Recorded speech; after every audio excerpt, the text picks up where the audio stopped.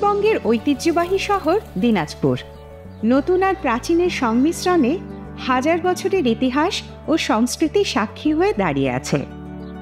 প্রথম যেদিন শুনলাম এবারে ট্রেনিংটা দিনাজপুরের ব্র্যাক লার্নিং সেন্টারে হবে, সেদিন থেকেই এক্সাইটেড ছিলাম। কেন জানেন? Hello ma'am, welcome to BRAC learning centre Dinajpur. কারণ আগেই শুনেছিলাম এখানে আছে আধুনিক প্রযুক্তি সম্পন্ন মাল্টিমিডিয়া প্রজেকশন ও সাউন্ড সিস্টেম, সাথে 200-রও বেশি ট্রেনিং মডিউল। ভাবা যায়? এবং এখানকার স্টাফরাও অনেক দক্ষ ও আন্তরিক, যারা আপনাদের সকল চাহিদা পূরণ করবে হাসি মুখে। এখানে কাজের পরিবেশ যেমন ভালো, খাবার দাবারও দারুণ সুস্বাদু। এই যে বিশাল ডাইনিং স্পেস, এখানে 150 মানুষ একসাথে বসে খেতে পারবে। আর বিকেলে টি ব্রেকে চাইলেই হয়ে যেতে পারে অ্যাম্পি থিয়েটারে একজন চা আড্ডাও।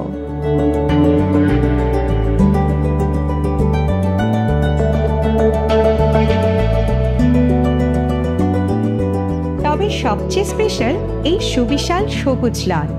খুব যত্ন নিয়ে গড়ে তোলা লাল গোলাপে ছেয়ে থাকা বাগানটার দিকে তাকালেই মন ভালো হয়ে যায়।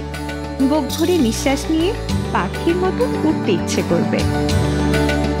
এরপর বেরিয়ে পড়বেন হাজার বছরের ইতিহাস ও ঐতিহ্যের সন্ধানে।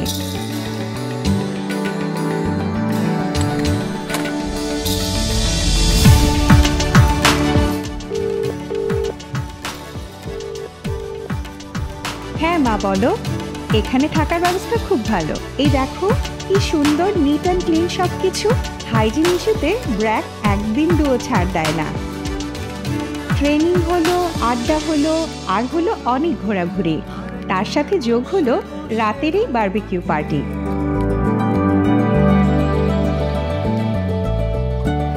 সত্যি খুব এক্সাইটিং কিছু সময় কাটালাম দিনাজপুর ব্র্যাক লার্নিং সেন্টারে, যেমনটা আগেই ধারণা করেছিলাম।